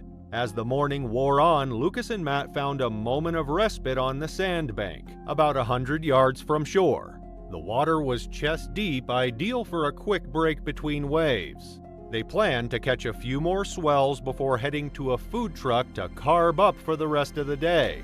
Matt lay across his board, soaking in the calm before paddling back out, while Lucas, lying on his stomach, prepared for the next wave. Then the water shifted. A subtle change in the current went unnoticed by the two friends. Beneath the surface, something moved. Fast and quiet, a shadow growing larger. Without warning, the massive shadow of a great white shark appeared, slicing through the water with terrifying precision. The wave that crested ahead of them hid the predator. But as it rose, so too did the shark, its gray body blending with the foam. It was a blur, but unmistakably there. Its mouth opened, revealing rows of teeth. And then, in a flash, the attack was upon them. Matt was standing just 2 feet away from Lucas, and in an instant, a massive body slammed into him. The tail knocked him away, sending him spinning several feet through the water, disoriented and confused. Matt barely had time to register what had just happened before his eyes locked onto the monstrous predator. It was the shark, the great white, its sheer size overwhelming. The predator's focus was not on Matt, it was Lucas. The shark lunged with terrifying speed and its massive jaws clamped down on Lucas. It was like a flash of lightning, a brutal and efficient strike. Lucas barely had time to scream before the beast dragged him beneath the surface in a rush of blood and foam. The air was thick with the sound of splashing, the sharp metallic scent of blood filling the water. Matt, still stunned, reacted without thought. His body moved before his mind could catch up, desperation taking over.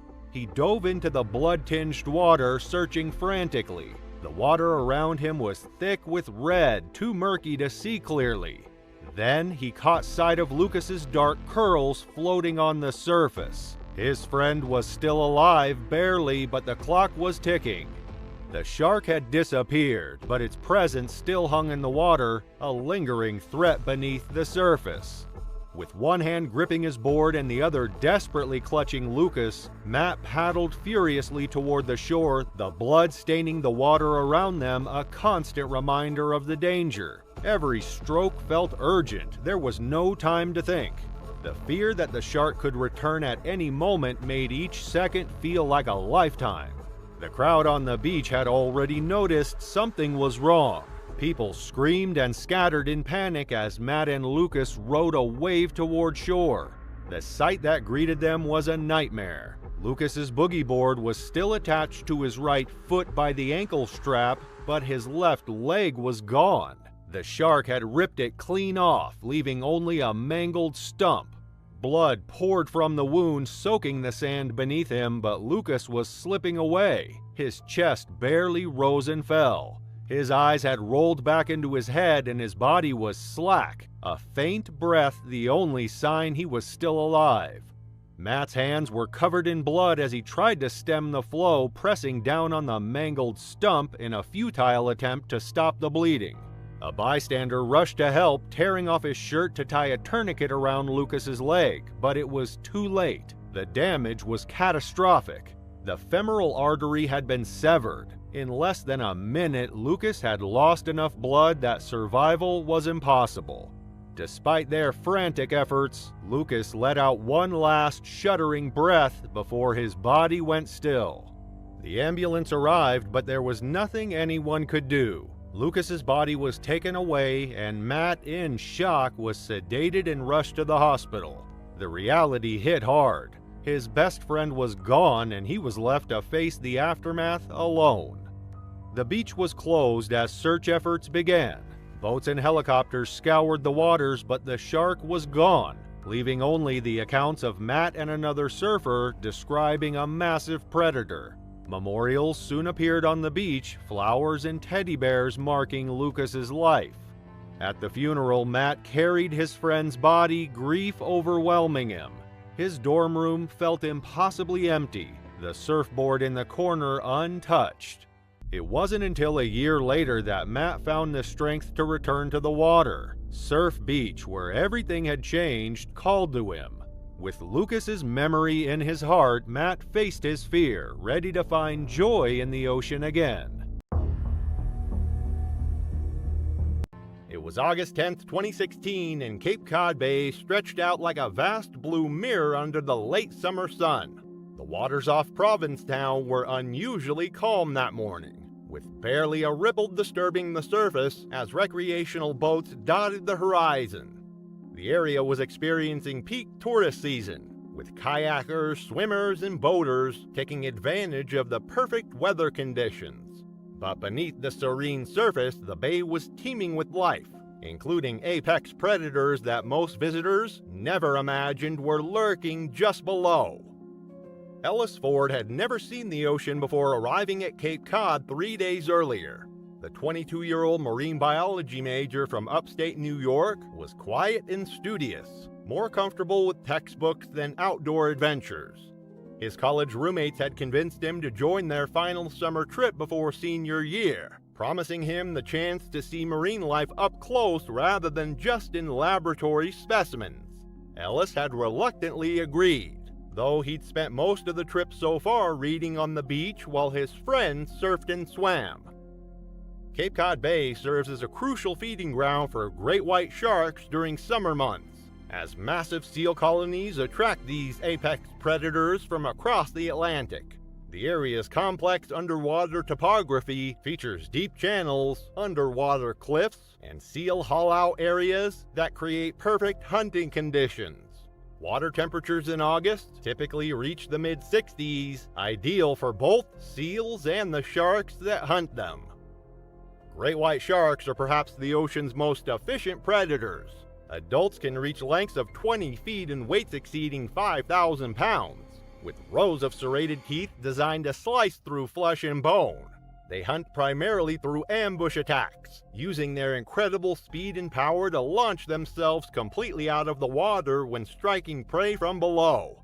Their bite force can exceed 4,000 pounds per square inch, and their hunting instincts are so refined that they can detect a single drop of blood in 25 gallons of water.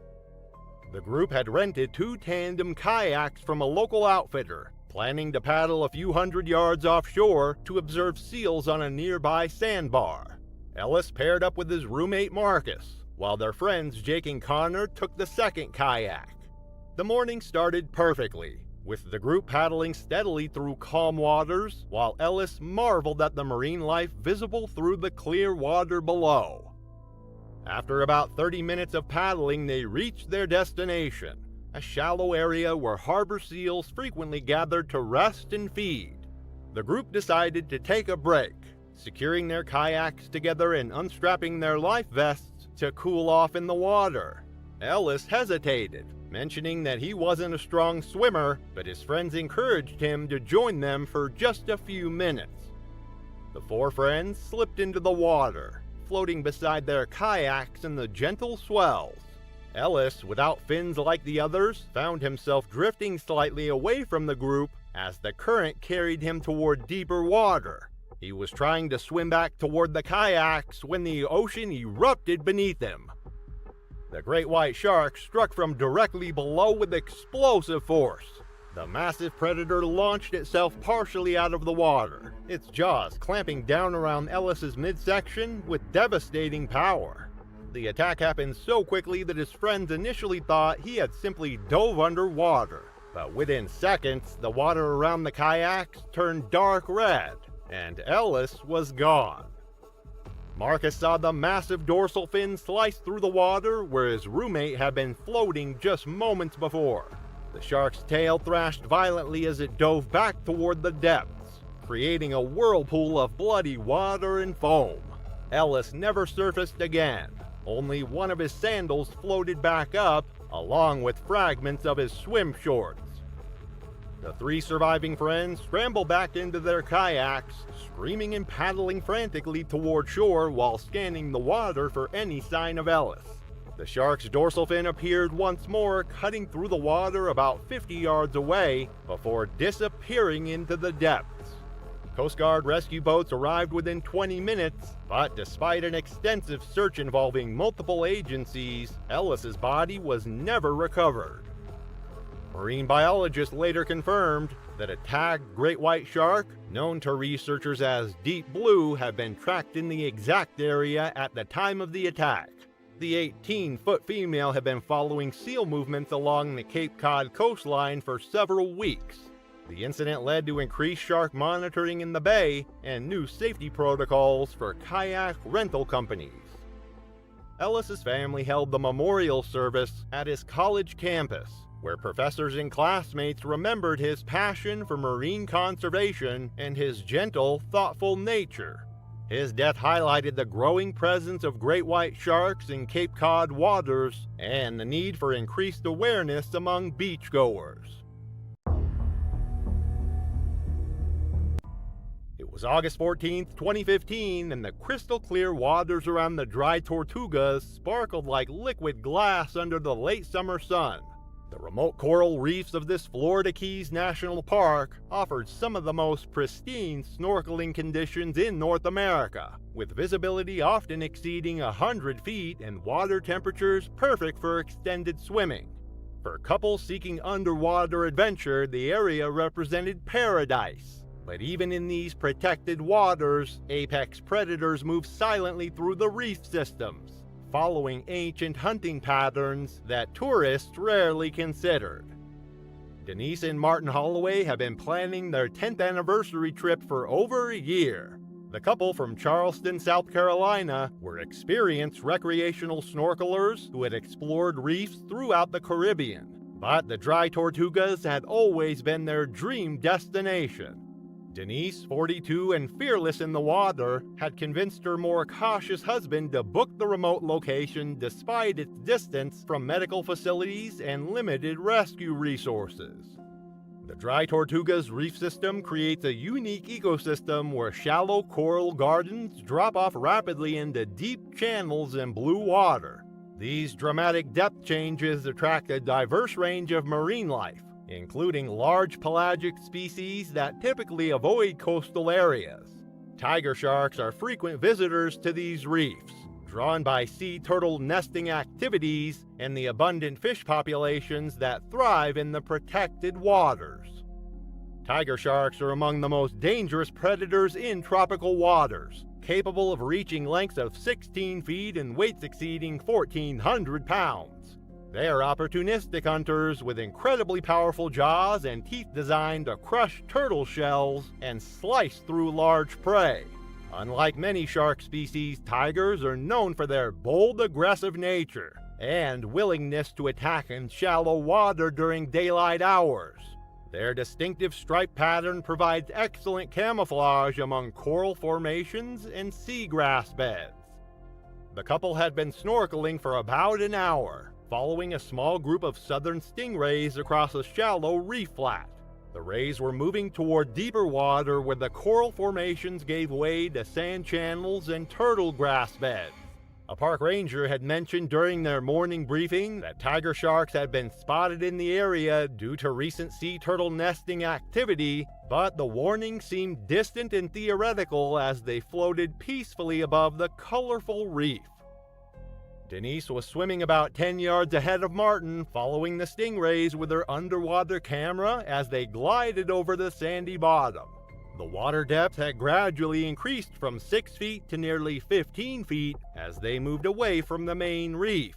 Martin was taking his time, stopping frequently to examine coral formations and tropical fish, when he noticed his wife had moved considerably ahead of him. The tiger shark approached from the deep water beyond the reef, using the sun's glare and the distraction of the stingrays to mask its presence. The massive predator had been patrolling the area for several hours, drawn by the scent trails left by nesting sea turtles. When it detected the unusual splashing and movement of the snorkelers, its hunting instincts were triggered. Denise was floating face down at the surface, photographing a large stingray, when the shark struck from below. The 10-foot tiger shark hit her with tremendous force, its jaws clamping down on her right side just below the rib cage. The impact drove her underwater as the predator's teeth tore through her wetsuit and deep into her torso, crushing ribs and severing major blood vessels. Martin heard his wife scream and looked up to see her being violently shaken by the massive shark. Blood spread rapidly through the clear water as the tiger shark maintained its grip, using its powerful neck muscles to tear away large sections of flesh. Denise's arms flailed desperately as she tried to fight off the predator, but the shark's hold was unbreakable. The tiger shark released its grip only to strike again, this time targeting Denise's legs and lower abdomen.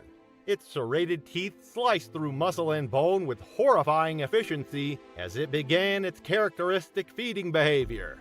Martin swam desperately toward his wife, screaming for help, but he was still 20 yards away when she disappeared beneath the surface for the final time.